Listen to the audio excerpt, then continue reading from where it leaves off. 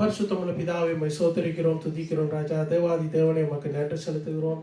சர்வ வல்லமையுள்ள கர்த்தாவே, இந்த நேரத்தில் உம்முடைய வார்த்தைக்காக ஜெபிக்கிறோம். ஆண்டவரே, உம்முடைய வார்த்தையை நீர் எங்களுக்கு பகிர்ந்து தருகிறதுக்காக நன்றி செலுத்துகிறோம். உம்முடைய வார்த்தையின்படி நாங்கள் வாழ கற்றுக் கொடுக்கும்படியாக ஜெபிக்கிறோம் ராஜா. ஆண்டவரே, உம்முடைய வார்த்தைக்கு ஆண்டவரை நடுங்குகிற பிள்ளைகளாயும் உம்முடைய வார்த்தையிலே நாங்கள் நடக்கிற பிள்ளைகளாயும் நீர் எங்களை மாற்றும்படியாக ஜெபிக்கிறேன் ராஜா. ஆண்டவரே, இந்த வருஷம் முழுவதும் உங்களுடைய வார்த்தையிலே நடக்க நீர் எங்களுக்கு கற்றுத்தந்தது போல தொடர்ந்தும் அடுத்த வருஷமும் நாங்கள் ஒருபடி ஆண்டவரே எங்களுடைய ஆவிக்குரிய வாழ்க்கையிலே ஆண்டவரை உயரவும் ஆண்டவரை இன்னுமாய் கிட்டி சேரவும் உங்களுடைய வார்த்தையை நேசிக்கிற ஒரு உள்ளத்தை நீர் எங்களுக்கு கட்டளையிடும்படியாக ஜெபிக்கிறோம். தகப்பனே, உடைய கரத்திலே எங்களை முற்று முழுதுமாக ஒப்புக் கொடுத்து ஆண்டவரை அடியேனையும் உடைய கரத்திலே ஒப்புக் கொடுக்கிறேன். நான் எல்லாம் என்னுடைய சுயமல்ல, நீர் பேச வேண்டும் என்று கேட்கிறேன். இயேசுவின் நாமத்தில் ஜெபம் பண்ணி நிற்கிற பிதாவே, ஆமென். தேவன் அன்பாய் இருக்கிறார். ஆமென். தேவன் எங்களுக்கு சமாதானத்தை தருகிறார். தேவன் இருக்கிறவராய் இருக்கிறார். அல்லேலூயா. நாங்கள் ஆதி ஆமத்திலே நாங்கள் பார்ப்போமா இருந்தால், ஆதி ஆமத்திலே நாங்கள் பைபிளை படித்துட்டு போகும்பொழுது தேவனுடைய வார்த்தைகள் எங்களுக்கு கொடுக்கப்படுகிறது. அந்த வார்த்தையின்படி அந்த காலத்திலே ஆண்டவர் அந்த வார்த்தைகளை தன்னுடைய தாசர்களுக்கு கொடுத்து இந்த பைபிள் எழுதப்பட்டது. இந்த எழுதப்பட்டதில் நிமித்தம் நாங்கள் அறிந்து கொள்கிறோம் படைப்பு, தேவனுடைய படைப்பு எப்படியாக படைக்கப்பட்டது. அதற்கு பிறகு வந்த வம்ச வரலாறுகள், அதற்கு பிறகு வந்த எங்களுடைய அதாவது மூதாதையர், எங்களுடைய அப்பப்பா என்று சொல்லலாம், அப்படி எங்களுக்கு முன்னுக்கு இருந்த ஜெனரேஷனை பற்றி நாங்கள் பார்க்கக்கூடியதாக இருக்கிறது.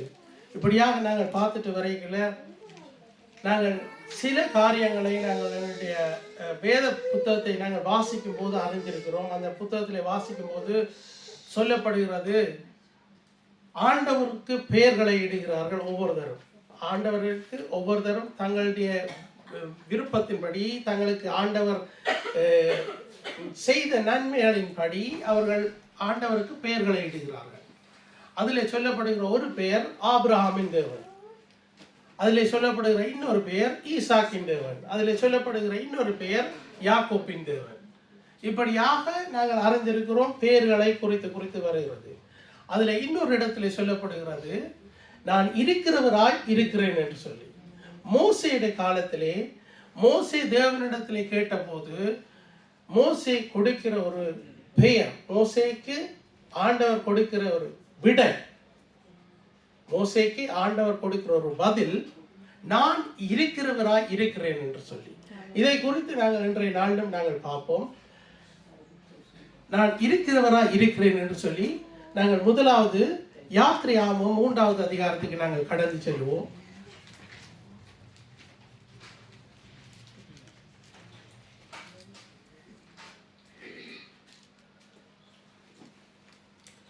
யாத்திரையாமம் 3ஆம் அதிகாரம் 14வது வசனத்தை நாங்கள் வாசிக்க கேட்போம். அதற்கு தேவன் இருக்கிறவராக இருக்கிறேன் என்று மோசேயுடனே சொல்லி, இருக்கிறேன் என்பவர் என்னை உங்களிடத்துக்கு அனுப்பினார் என்று இஸ்ரவேல் புத்திரரோடே சொல்வாயாக என்றார். ஆமென். ஹல்லேலூயா. இஸ்ரவேல் புத்திரருக்கு ஆண்டவர் கொடுக்கிற அதாவது ஒரு பதில், நான் இருக்கிறவராய் இருக்கிறேன். ஏனென்றால் அவர்கள் அதற்கு முதல் பாவித்தது எல்லாம் ஆபிரகாமின் தேவன், ஈசாக்கின் தேவன், யாக்கோப்பின் தேவன், எங்கள் தேவன், என்னை காண்கிறவர், என்னை காக்கிறவர், இப்படியாக அவர்கள் தங்களுக்கு சொல்லிக்கொண்ட பெயர். இந்த பெயர்களை குறித்து நாங்கள் பார்ப்போம். பெயர் ஒரு முக்கியமான ஒரு காரியமாக இருக்கிறது. எங்களுடைய தாய் தகப்பன் பெயரை வைத்திருக்கிறார்கள். எங்களுடைய சிந்தனைக்கு எட்டினபடி எங்களுக்கு புத்தி எங்களுக்கு தெளிய மாட்டா. நாங்கள் சின்னலேருந்து நாங்கள் வளர்ந்து வரவைக்கல எங்களுக்கு பெயர்களை சொல்லி கூப்பிடக்கல எங்களை தெரியும் இதுதான் எங்களுடைய பெயர் என்று. இதற்கு மேல எங்களுடைய தாய் தகப்பன் அந்த பெயரை அவர்கள் நியமித்தார்கள்.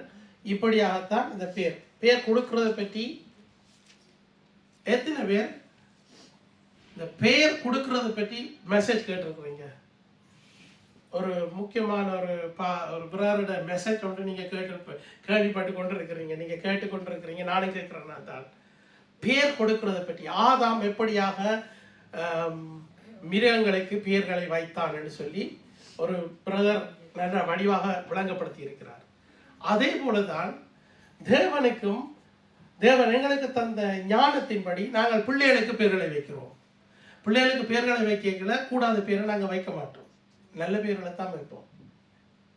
அப்படியாக இந்த எங்களுக்கு கொடுக்கிற பேர் ஆண்டவருடைய ஆவி, அதாவது ஆண்டவர் எங்களுக்கு கொடுக்கிறார். அதை இப்படியாக இந்த பேரை வைன்னு சொல்லி அந்த ஞானத்தில் தான் இந்த பேர்களை நாங்கள் வைக்கிறோம்.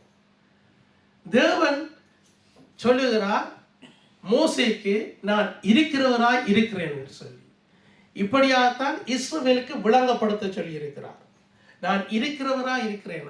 ஆதி தொடக்கம் அவருடைய பேர் அப்படியே தான் இருக்கிறது. ஆதி தொடக்கம் அவருடைய பேர் இருக்கிறவராய் இருக்கிறேன் என்று சொல்லப்பட்டிருக்கிறது. இடையில ஒரு புதுசா ஒரு பேரை வைக்கல. ஆனா ஆண்டவருக்கு அநேக பேர்கள் உண்டு, அநேக பேர்கள் உண்டு. ஏனென்றால் அவர் அவ்வளவுக்கு மேன்மையானவராயிருக்கிறார். அதனால்தான் பாருங்கள், அப்படிப்பட்ட ஒரு தேவன், இருக்கிறவராய் இருக்கிறேன் என்ற தேவனை குறித்து நாங்கள் பார்க்கிறோம். இந்த வசனம் சொல்லுகிறபடி, அதற்கு தேவன் இருக்கிறவராய் இருக்கிறேன் என்று மோசேயோடு சொல்லி, இருக்கிறேன் என்பவர் என்னை உங்களிடத்தில் அனுப்பினார் என்று இஸ்ரவேல் புத்திரருக்கு சொல்வாயாக என்றார். விளங்குதா நான் சொல்றது? இந்த வசனம் சொல்லுகிறபடி என்ன நடக்குதுன்னா, ஒரு ராஜா இன்னொரு ராஜாட்ட ஒரு மெசேஜ் அனுப்பிக்கல, இன்னொரு ராஜாவுக்கு மெசேஜ் அனுப்பிக்கல, ஒருவரை அனுப்புவார். அவர் போய் முந்தின காலத்தில் என்னண்டு பறையை தட்டி அவர் ராஜா, இப்படிப்பட்ட ஒரு ராஜாவுக்குள்ளாக இந்த நியூஸ் உங்களுக்கு வந்திருக்குன்னு சொல்லி அவர் சொல்லுவார்.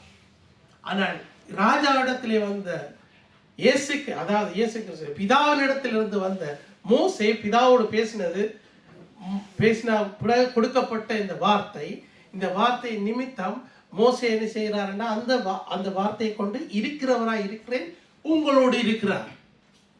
இந்த இஸ்ரவேல் ஜனத்துக்கு கொடுக்கப்பட்ட ஒரு பதில். இந்த பதிலை குறித்து நாங்கள் பார்ப்போமா இருந்தால், நாங்கள் அடுத்த வசனத்தில் நாங்கள் பார்ப்போம். யோவான்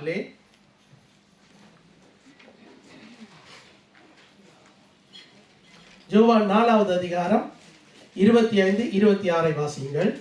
அந்த ஸ்திரீ அவரை நோக்கி, கிறிஸ்து எனப்படுகிற மேசியா வருகிறார் என்று அறிவேன். அவர் வரும்போது எல்லாவற்றையும் நமக்கு அறிவிப்பார் என்றார்.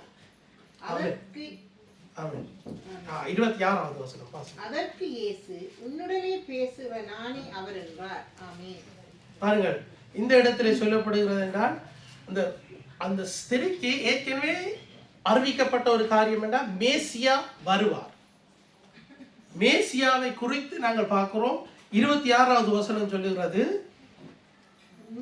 உன்னுடைய பேசுகிற நானே அவர்.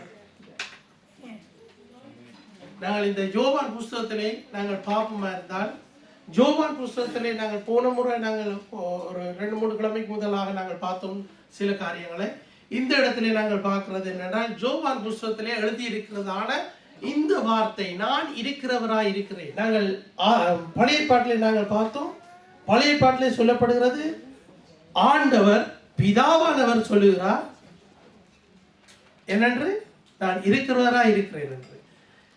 யோவான் புஸ்தகத்திலே நாங்கள் பார்க்கிறோம், இயேசு கிறிஸ்து சொல்லுகிறார், மெசியாவாகிய இயேசு கிறிஸ்து சொல்லுகிறார் என்னென்னு சொல்லப்படுகிறது, உன்னோட பேசுகிற நானே அவர். விளங்குது உங்களுக்கு? உன்னோட பேசுகிற நானே அவர்.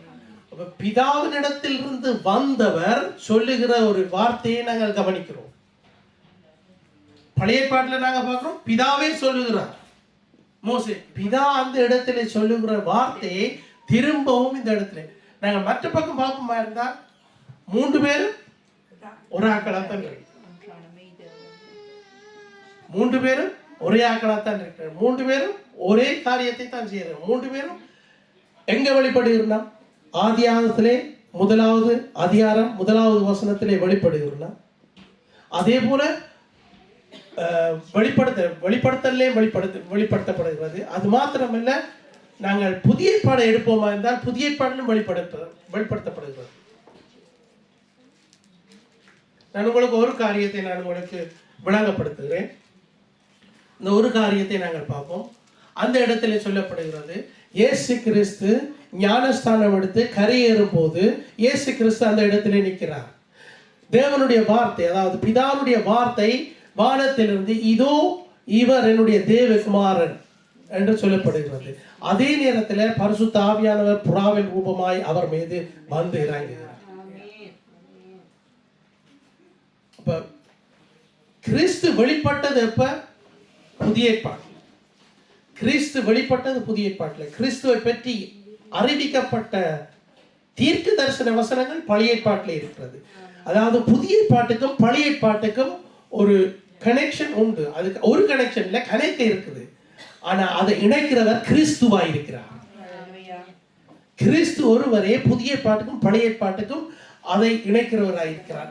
இதுக்குள்ளான இப்படியாக தேவனுடைய வார்த்தைகள் எங்களுக்கு கொடுக்கப்படுகிறது.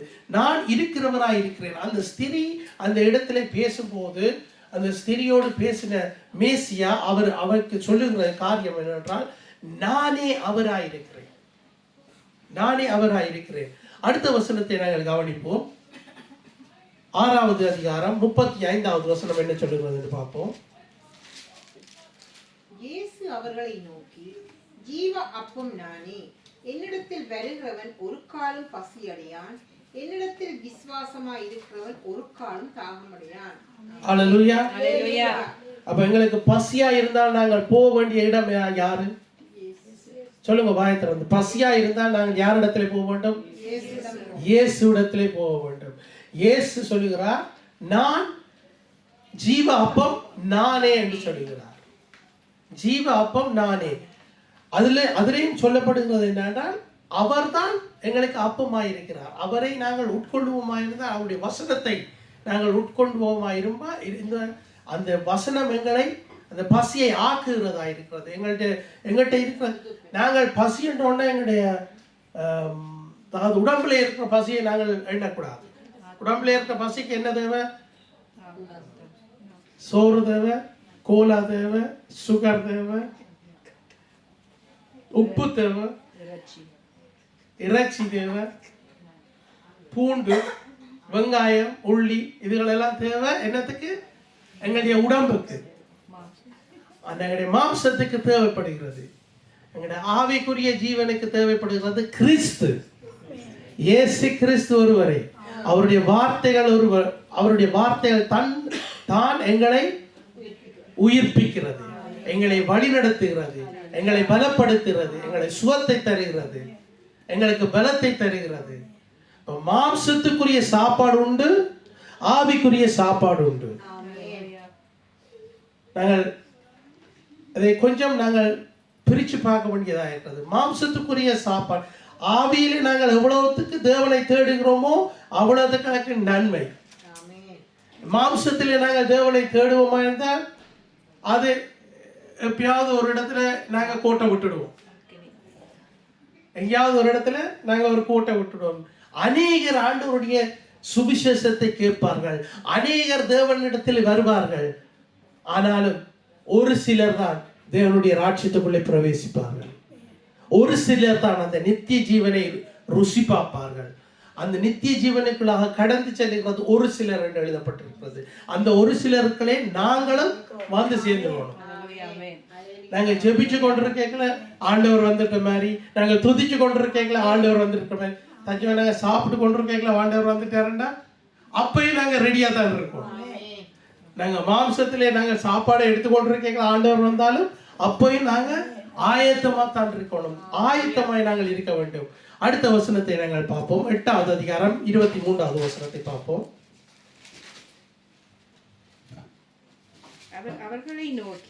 அவர்களை நோக்கி, நீங்கள் தாழ்விடத்திலிருந்து உண்டானவர்கள், நான் உயர்விலிருந்து உண்டானவன், நீங்கள் இந்த உலகத்திலிருந்து உண்டானவர்கள், நான் இந்த உலகத்திலிருந்து உண்டானவன் அல்ல. அல்லேலூயா.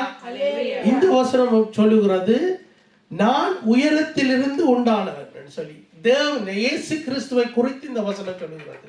அவர் உயரத்திலிருந்து உண்டானவர். நாங்கள் ஆண்டவருடைய வருகை குறித்து ஜனங்கள் எதிர்பார்த்து கொண்டிருந்தார்கள்.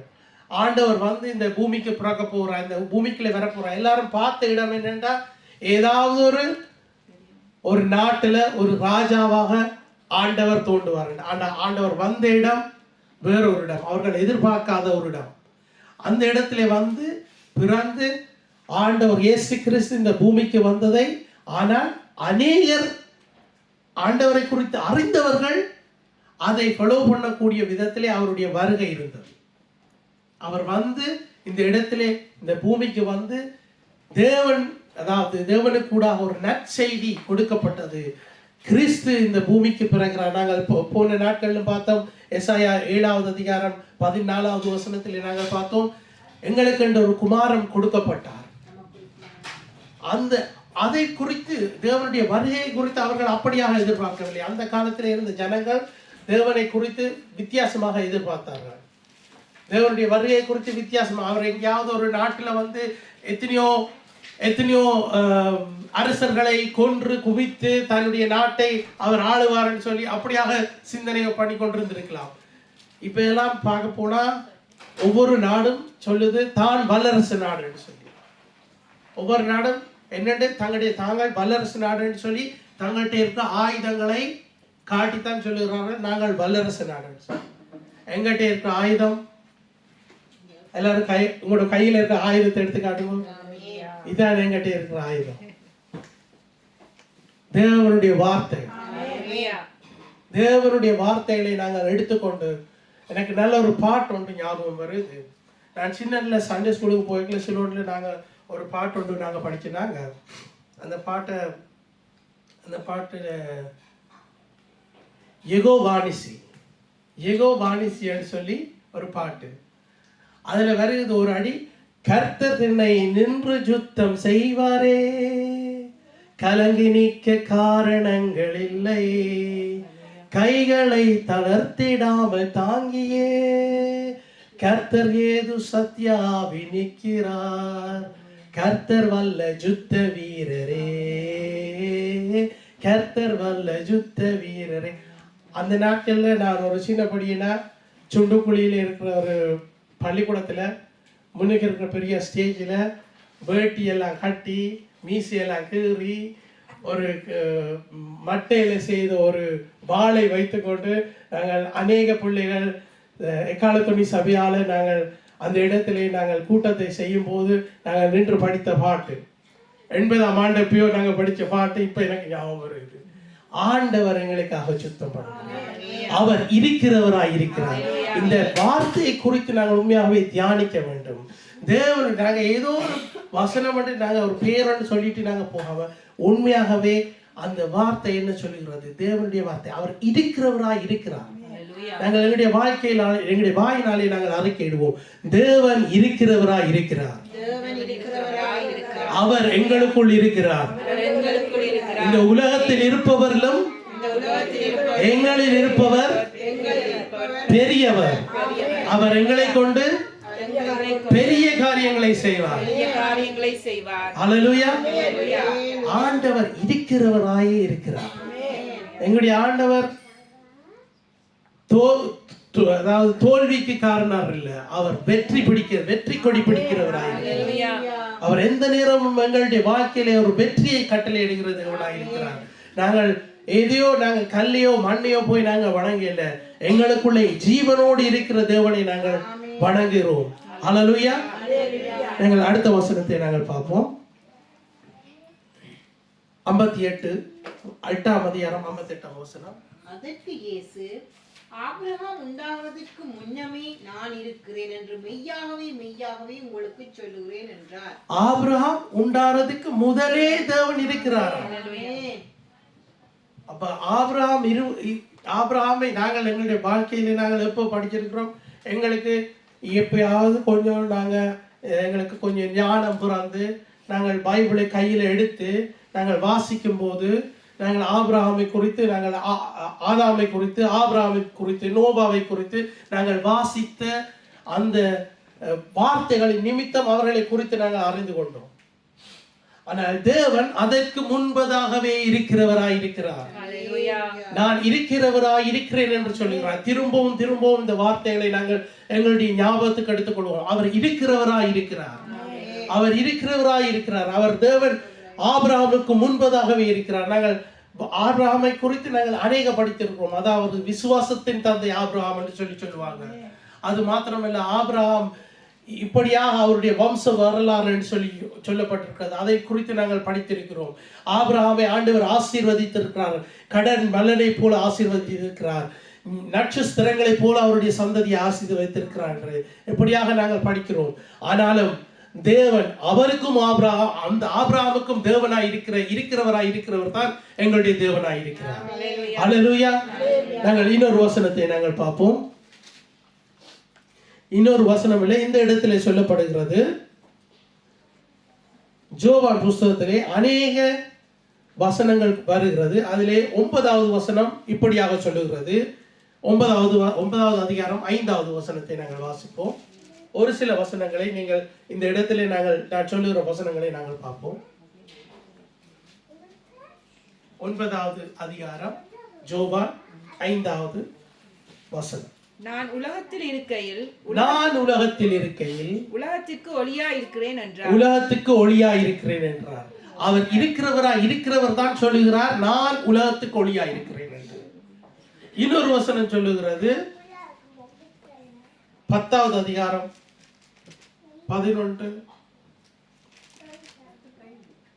நானே நல்ல மேய்ப்பன், நல்ல மேய்ப்பன் ஆடுகளுக்காக தன் ஜீவனை கொடுத்தார். கொடுத்தாரா? எத்தனை பேர் விசுவாசிக்கிறீங்க தேவன் ஜீவனை கொடுத்தார்? ஆண்டவர் எங்களை தன்னுடைய ஜீவனை கொடுத்து எங்களை மீட்டு கொண்டார். அல்லேலூயா. இந்த நோட்ஸ்கள் எல்லாம் நீங்கள் எழுதி கொள்ளலாம். நீங்கள் எழுதிட்டு நீங்கள் வீட்டில் போய் இன்னுமா ஆராய்ந்து பார்க்கிறது. அதாவது என்னுடைய நோக்கம் எல்லாம் என்னென்றால், நீங்கள் யோவான் புஸ்தகத்தை நன்றாக படிக்க வேண்டும் என்றதே என்னுடைய நோக்கம். அதனால்தான் நான் இருக்கிற அவ்வளவு நோட்ஸையும் எடுத்திருக்கிறேன். நாங்கள் 1-2 பிரசங்கங்களை கேட்கும் போது நாங்கள் யோவான்ல ஒரு ஆண்டவர் தருகிறபடி அந்த வசனத்தை நாங்கள் எடுத்து பார்ப்போம். அடுத்தது வேறொரு புத்தகத்தில் பார்ப்போம், இன்னொரு புத்தகத்தில் பார்ப்போம். இப்படியாக ஆண்டவருடைய வசனம் வருகிறபடி நாங்கள் பார்த்து கொண்டு போவோம். ஆனால் கொஞ்சம் ஆழமாய் நாங்கள் படிப்போமா இருந்தால், யோவான் புஸ்தகத்தில் அநேக காரியத்தை குறித்து ஆண்டவர் எழுதி இருக்கிறார். ஒவ்வொரு வசனமும் ஆண்டவருடைய வசனம் ஒன்றும் தேவையில்லாமல் எழுதப்படவில்லை. என்னென்று எழுதப்பட்டிருக்கிறது? 2 தீமோத்தேயு 3வது அதிகாரம் 16வது வசனம். வேத வாக்கியங்கள் எல்லாம் தேவ ஆவியினால் அருளப்பட்டிருக்கிறது. இந்த வசனம் உங்களுக்கு இப்ப கொஞ்சம் பாடம் என்ன? உங்களுக்கு நான் சொன்ன வசனம் உங்களுக்கு பாடம் என்ன? ஏன் நான் அடிக்கடி அந்த வசனத்தை தான் நான் உங்களுக்கு எடுத்து காட்டுறேன். அதுல அர்த்தம், அதுல ரகசியம் என்னென்றால், உங்களுக்கு அந்த வசனம் நல்ல பாடமா வந்துட்டு என்னுடைய விருப்பம் நிறைவேறப்பட்டிருக்கு. என்னுடைய விருப்பம் இதுதான். நீங்கள் அந்த வசனத்தை இன்னும் கூட நீங்கள் அந்த வசனத்தை திரும்பமாக எடுத்துக்கொள்ள வேண்டும். ஏனென்றால் கடைசி காலத்திலே நாங்கள் ஜீவித்துக் கொண்டிருக்கிறோம். கடைசி காலத்திலே என்னென்று சொல்லப்பட்டிருக்கிறதா? கடைசி கால போதகத்தை குறித்து எழுதப்பட்டிருக்கிறது. அநேக கள்ள போதகர்கள் வருவார்கள்.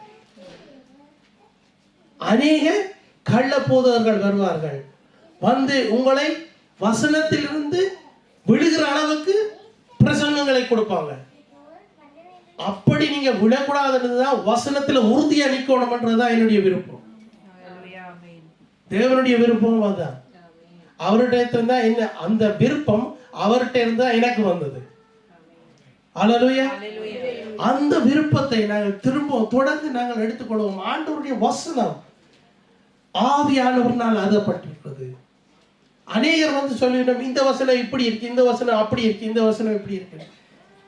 இதுகளெல்லாம் நம்ப கூடாது. வசனத்தின்படி இருக்கிறதை நாங்கள் எடுத்துக்கொள்வோம். வசனத்தின்படி என்ன இருக்கோ அதை நாங்கள் எடுத்துக்கொள்வோம். ஆவியானவர்னால் எழுதப்பட்ட யாராவது உங்கள்கிட்ட வந்து ஏதாவது இப்படியான ஒரு கேள்வியை கேட்டா நீங்க என்ன சொல்லுவீங்க? முஸ்லிம்காரங்க வந்து சொல்றாங்க, நீ என்ன உறுதியோடு சொல்லுவா, உன்னுடைய நீ கையில வைத்திருக்கிற வேதம் தான் உண்மை என்று சொல்லி. நாங்கள் எடுத்து காட்ட வேண்டிய வசனம் இதுதான். 2 தீமோத்தேயு 3:16. அவரால் அருளப்பட்ட வசனங்கள் எல்லாம் உண்மையாகும். அதுக்கு தொடர்ந்து வாசிப்போமா இருந்தால் அது என்னத்துக்கு கண்டு எழுதப்பட்டிருக்கிறது அவங்க வாசிங்க. வேத வாக்கியங்கள் எல்லாம் தேவ ஆவியினால் அருளப்பட்டிருக்கிறது. தேவனுடைய மனுஷன் தேறினவனாகவும் எந்த நற்கிரியை செய்ய தகுதியுள்ளவனாயும் இருக்கும்படியாக அவைகள் உபதேசத்துக்கும் கடிந்து கொள்ளுதலுக்கும் சீர்திருத்துதலுக்கும் நீதியை படிப்பித்தலுக்கும் பிரயோஜனம் உள்ளவைகளாய் இருக்கிறது. இந்த சொல்லப்பட்ட 4 காரியங்களும் சபைக்கு தேவை. சொல்லப்பட்ட 4 காரியங்களும் குடும்பத்துக்கு தேவை. இந்த சொல்லப்பட்ட 4 காரியங்களும் எங்கள் ஒவ்வொருத்தருக்கும் தேவை. எங்களை சீர்படுத்த வேண்டுமா என்றால் தேவனுடைய வார்த்தை எங்களுக்குள்ளே இருக்க வேண்டும். எங்களை நாங்கள் சீர்படுத்த வேண்டுமா இருந்தால் எங்களுடைய தேவனுடைய வார்த்தை எங்களுக்குள்ளே இருக்க வேண்டும். பிள்ளைகளை நாங்கள் கண்டித்து உணர்த்துவோமா இருந்தால் தேவனுடைய வார்த்தையின்படி நாங்கள் பிள்ளைகளை கண்டித்து உணர்த்த வேண்டியதாக இருக்கிறது. எத்தனை பேர் இதுக்கு ஆமென் சொல்ல போறீங்க? ஹல்லேலூயா. தேவனுடைய வார்த்தை எங்களுக்கு முக்கியம், எல்லாத்துக்கும் முக்கியம். நாங்கள் இவ்வளவு பெரிய ஆளா வளர்ந்தோம், இவ்வளவு வயசு வந்தோம், நாங்களும் சில வழியில புலவிட்டுடுறோம். சும்மா ஒரு உதாரணத்துக்கு சொல்றேன். ஞாயிற்றுக்கிழமையில நாங்கள் சர்வீஸுக்கு வர்றதுக்கு நாங்கள் எல்லாரும் எங்களை ஆயத்தப்படுத்தி கொண்டு இந்த இடத்துக்கு வரோம். சில வழியில நாங்கள் கொஞ்சம் சுகம் இல்லாமல் இருந்து சரி இன்றைக்கு தேவையில்லை, இன்றைக்கு நாங்கள் சேர்ச்சுக்கு போகலைன்னு சொல்லி நாங்கள் சேர்ச்சை மூடலாமா? மூடல. இன்றைக்கு நான் கொஞ்சம் இவ்வளவு நாள் 6 நாள் நான் நல்லா வேலை செய்துட்டேன், 7வது நாள் நான் வீட்டை ஓய்ந்திருக்க வேண்டும்னு சொல்லி நாங்கள் இருக்கலாமா? ஆனால் அப்படியான உலகத்துக்குள்ள தான் நாங்கள் இருக்கிறோம். விசுவாசிகள், ரட்சிக்கப்பட்டவர்கள், கிறிஸ்தவர்கள் அவர்கள் சொல்லுகிறார்கள், நான் வெள்ளிக்கிழமையும் சனிக்கிழமையும் நான் பைபிள் ஸ்டடிக்கு போனேன், அதனாடி ஞாயிற்றுக்கிழமை எனக்கு ஃப்ரீயா வேணும், நான் வீட்டில் இருக்க போறேன். யூரோப்பிய நாட்கள் அப்படித்தான் அவங்களோட மென்டாலிட்டி போய்கொண்டிருக்கு.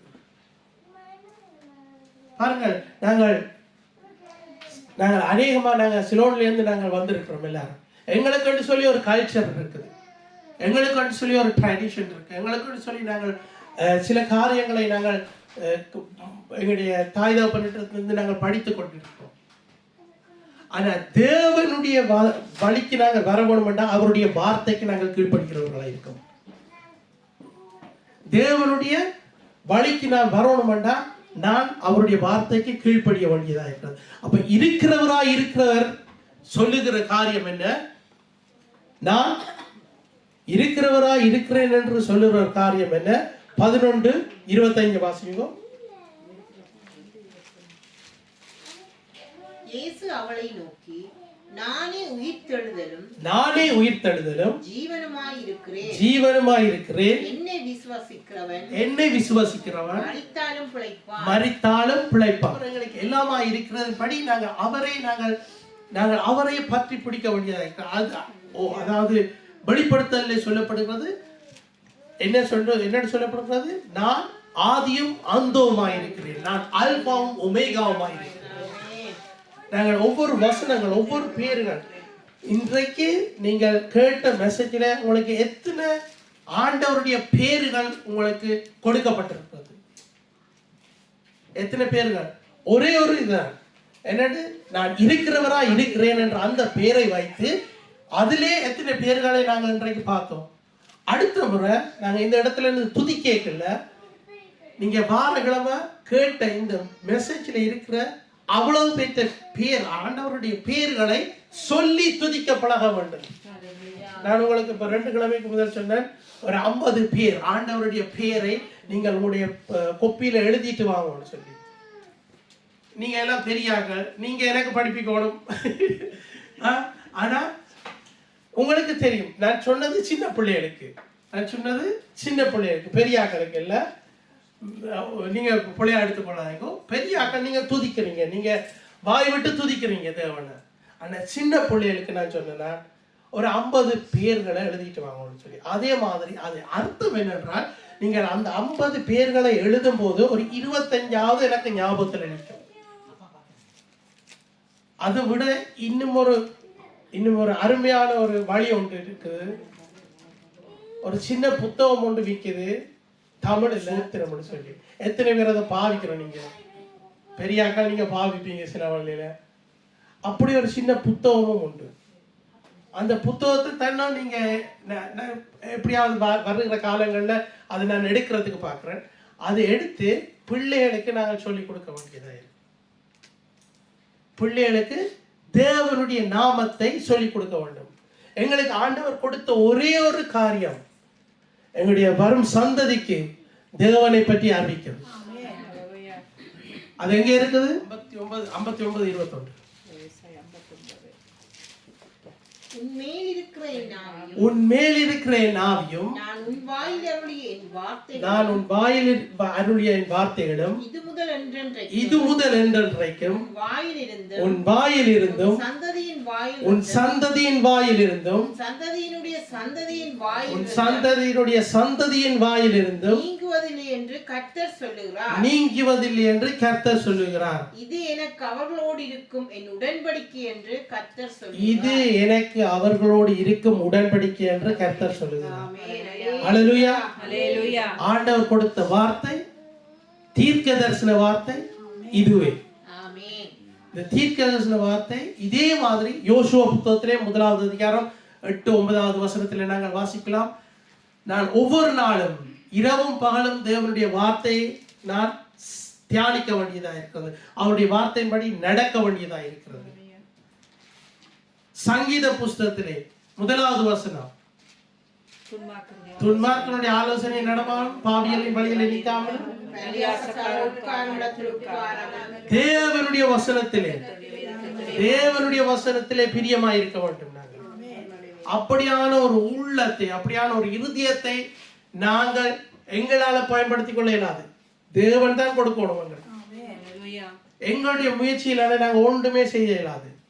அதனால்தான் நாங்கள் பாவிகளாயிருந்து தேவனிடத்துல நாங்கள் பரிசுத்தத்தோடு நாங்கள் வந்து சேரையில பாவிகளாவே வந்து சேர்ந்தோம். தேவனிடத்துல அவர் எங்களை பரிசுத்தப்படுத்தினார். அதே போல ஒரு புதிய இருதயத்தை அவர் எங்களுக்கு தருவார். ஏனென்று அவருடைய வார்த்தையை நேசிக்கிறதுக்கும் அவருடைய வார்த்தையின்படி வாழுகிறதுக்கும் அதன்படி மற்ற ஜெனரேஷனுக்கு நாங்கள் கற்றுக் கொடுக்கிறதுக்கும் ஆண்டவர் எங்களுக்கு வழி திறப்பார். அல்லேலூயா. இந்த வருஷம் முழுவதும் 365 நாள் முழுவதும் தேவனுடைய ஆவியானவரினால் நாங்கள் வழி நடத்தப்பட்டு வந்தோம். வார வருஷத்திலே தேவன் எங்களை தொடர்ந்தும் வழி நடத்த வல்லவராக இருக்கிறார். நான் ஒன்றை நினைத்துக் கொள்ளுங்கள், நான் திரும்பவும் இந்த 1வது படியில தானே நிற்கிறேன். இல்லாட்டி ஆவிக்குரிய ஜீவியத்தில் நான் அடுத்த படிக்கு நான் ஏறிட்டேன். ஆவிக்குரிய ரீதியில நான் அடுத்த படிக்கு ஏறிட்டேனாண்டா, நான் இந்த முறை நான் கொஞ்சம் சிந்தனைக்கு எடுத்துக்கொள்வோம். 52 கிழமையில நான் எத்தனை கிழமை ஆண்டவருடைய சன்னிதானத்துல நின்று, 52 கிழமையில நான் எத்தனை கிழமை தேவனுடைய சன்னிதானத்திலே நான் வந்தேன். சோ அடுத்த வருஷம் நான் எத்தனை கிழமை தேவனுடைய சன்னிதானத்தில் நான் நிற்க வேண்டும். சும்மா ஒரு குறிப்புக்கு சொல்றேன். இந்த வருஷம் நான் ஒரு 30 கிழமை தான் நான் வந்து நின்றேன்டா. வார வருஷம் நான் 40 கிழமை ஆண்டவர் பலம் தருவார் 52 கிழமையும் வர்றதுக்கு. ஆனா என்னுடைய சுயம் அருமையான பாட்டு ஒன்று இருக்கு, சுயம் என்னில் சாம்பலாய் மாறட்டும். சுத்த ஆவியானவர் என்னை வழி நடத்தவர். எங்களை ஆவியானவருடைய ஆவிக்குரிய ஜீவியத்துக்கு நாங்கள் எங்களை அர்ப்பணிப்போம். தேவன் பெரிய காரியங்களை செய்வார். விசுவாசியுங்கள். ஏழாமையிலும் ஆண்டவருடைய சன்னிதானத்தை தேடுங்கள். அந்த இடத்துல வந்து தேவனிடத்துல வந்து இந்த இடத்துல வந்துங்கன்னா உண்மையாகவே தேவன் சபை கூடி வருகிறதை விட்டு விடாதிருங்கள் சொல்லி வசனம் சொல்லுகிறது. அதுக்கேற்ற மாதிரிக்கு நாங்கள் எங்களுடைய வாழ்க்கையை அர்ப்பணிப்போம், எங்களை அர்ப்பணிப்போம், தேவனிடத்திலே நாங்கள் சேர்வோம், இன்னும் பெரிய காரியங்களை ஆண்டவர் செய்வோம். அல்லேலூயா. நாங்கள் எழுந்து நின்று நாங்கள் ஜெபம் செய்வோமாக. தேவன் தந்த வார்த்தைகளுக்காகவும் அதோடு கூட தேவன் இந்த வருஷம் முழுவதும் எங்களை காத்து வந்தார். எத்தனையோ நோய் நொடிகளில் இருந்து எங்களை காத்து வந்தார். எத்தனையோ பிரச்சனைகள் இருந்து எங்களை மீட்டுக் கொண்டார். ஆபத்துக்கள் இருந்து எங்களை காத்து வந்தார். எங்களுடைய பிள்ளைகளை காத்து வந்தார். நாங்கள் எல்லாருமாக கண்களை மூடி தேவனுக்கு நன்றி செலுத்துவோம். பரிசுத்தமுள்ள பிதாவே, உம்மை ஸ்தோத்திரிக்கிறோம், துதிக்கிறோம் ராஜா. தேவாதி தேவனே, உமக்கு நன்றி செலுத்துகிறோம். சர்வ வல்லமையுள்ள கர்த்தாவே, இந்த நேரத்திலும் ராஜா ஆண்டவரே, நீர் இந்த காலம் ஆண்டவரே, இந்த கடந்த நாட்கள் முழுவதும் எங்களை கண்ணி மணியை போல பாதுகாத்து வந்ததுக்காக உமக்கு நன்றி செலுத்துகிறோம். ஆண்டவரே, எங்களுடைய இயலாமையிலே ஆண்டவரே உங்களுடைய கரம் எங்களை ஆண்டவரே தூக்கி எடுத்ததுக்காக நன்றி செலுத்துகிறோம். ஆண்டவரே, நீர் தந்த பலத்துக்கு நன்றி, நீர் தந்த சுகத்துக்கு நன்றி, நீர் எங்களை ஆபத்து நாட்களில் ஆண்டவரை காத்து வழிநடத்தினதுக்கு நன்றி செலுத்துகிறோம் ராஜா. சர்வ வல்லமையுள்ள தேவனே, ஆண்டவரே, எங்களுடைய பிள்ளைகளை நீர் ஆபத்திலிருந்து காத்ததுக்காக நன்றி. ஆண்டவரே, சபையில் இருக்கிற ஒவ்வொருத்தரையும் ராஜா ஆண்டவரே நீர் ஆபத்திலிருந்து காத்ததுக்காக நன்றி. எங்களுடைய போக்கிலும் மரத்திலும் நீர் கூட இருந்ததுக்கு நன்றி செலுத்துகிறோம். ஆண்டவரே, நீர் தாமே எங்களோடு ஆண்டவரே எங்களுடைய பிரயாணங்களிலே கூட இருந்ததுக்காக நன்றி செலுத்துகிறோம் ராஜா. கர்த்தாவே, ஆண்டவரே, உங்களுடைய கரத்திலே எங்களை முற்றும் முழுதுமாக ஒப்பு கொடுத்து ஜெபிக்கிறோம். ஆண்டவரே, நீர் எங்களை பொறுப்படுத்தி வழிநடத்துவீராக. இயேசு கிறிஸ்துவே, உம்முடைய நாமத்தை ஆண்டவரே நாங்கள் உயர்த்துகிறோம். ஆண்டவரே, உம்முடைய நாமத்தை உயர்த்துகிறோம் ராஜா. நீர் இருக்கிறவராய் இருக்கிறதுக்காக நன்றி செலுத்துகிறோம். ஆண்டவரே, நீர் இருக்கிறவராய் இருக்கிறீரே ராஜா. அதே போல ஆண்டவரே, நீர் எங்களுக்குள்ளே வாசம் செய்கிறதுக்காக நன்றி. ஆண்டவரே, ஆபிரகாமோடு இருந்தது போல நீர் எங்களோடு கூட இருக்கிறதுக்கு நன்றி. ஆண்டவரே, ஈசாக்கோடு கூட இருந்தது போல நீர் எங்களோடு கூட இருக்கிறதுக்கு நன்றி. மோசேயோடு கூட இருந்தது போல நீர் எங்களோடு கூட இருக்கிறதுக்கு நன்றி செலுத்துகிறோம் ராஜா. கர்த்தாவே, நீர் தந்த பலத்துக்கு நன்றி செலுத்துகிறோம் ராஜா. கர்த்தாவே, உம்மை ஸ்தோத்திரிக்கிறோம், துதிக்கிறோம் ராஜா. ஆண்டவரே, உம்முடைய வார்த்தையிலே ஆண்டவரே நாங்கள் நடக்க நீர் எங்களுக்கு கற்றுத் தரும்படியாக ஜெபிக்கிறோம். இயேசு கிறிஸ்துவின் வல்லமையுள்ள நாமத்தினாலே ஜெபம் பண்ணி நிற்கிற பிதாவே. ஆமென். ஹalleluya.